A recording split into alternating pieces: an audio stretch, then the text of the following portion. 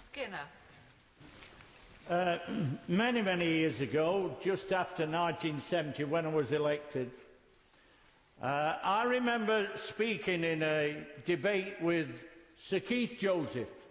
He was the arch right winger in the Heath days, and he was talking about social security, and we all expected and believed at the time that he was going to hit the poor. And of course, in a marginal way, compared to today, he did. But in those days, I have to tell you remarkably, that the welfare state, by and large, in the Macmillan era, and even in the Heath-Keith-Joseph era, the welfare state was a status quo, by and large. And I have to say this, and I'll probably never say it again, even in the Thatcher years, this chaos did not happen.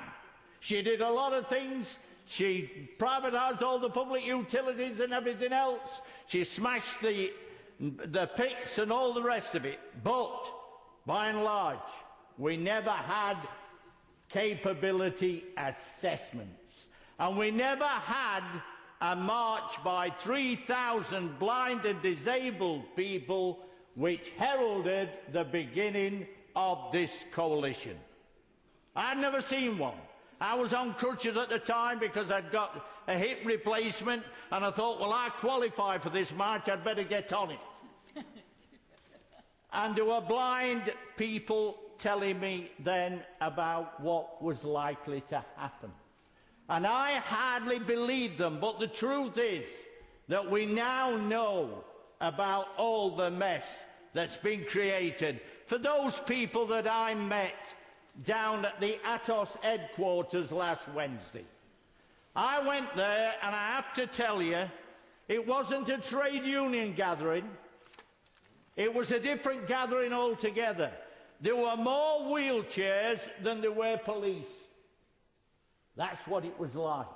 Fancy speaking to a crowd of 70 to 100 people, and you were surrounded by people on wheelchairs. People that have been crippled for years.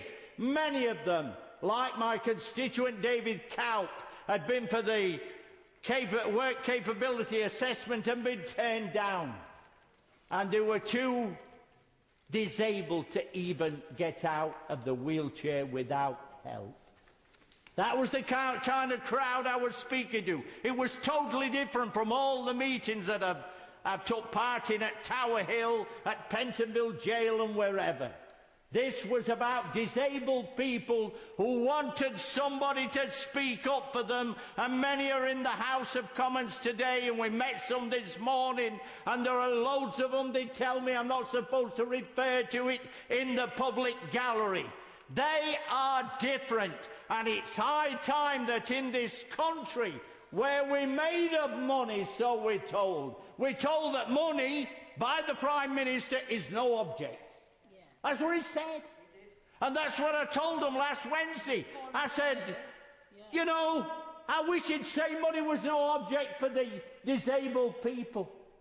Really is a scandal. When I used to do the tribunals for the NUM, and I used to go to the tribunal and represent 5 people, and there'd probably be only 9 in total at that meeting in Nottingham. 9 in total. And we regarded that as a busy day. And now, with this business of Atos, this lousy, rotten firm that's in charge, for a while anyway, so I'm told, and then they're going to move on to some other pastures. Now we've got literally hundreds and thousands of people being turned down. I can't believe that when I was representing people at tribunals, it used to be 4 weeks. We'd have an appeal, and I'd be off to Nottingham to represent those miners.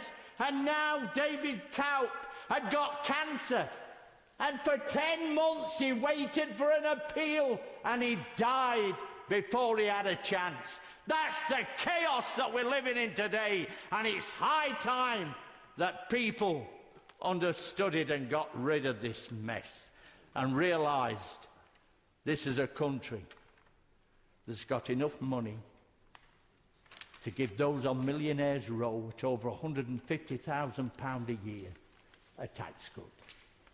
There's enough money for Trident. There's enough money for all kinds of things that governments love to do. Well, here we are with an ageing society and a lot more disabled people. What's wrong with that? We should be providing for them.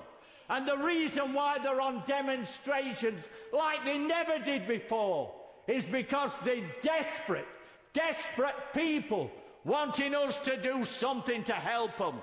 And that's what this debate is really all about.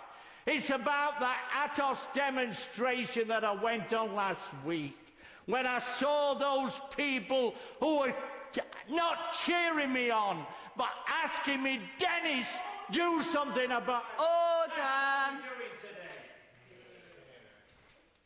Order. Dame Angela Watkins.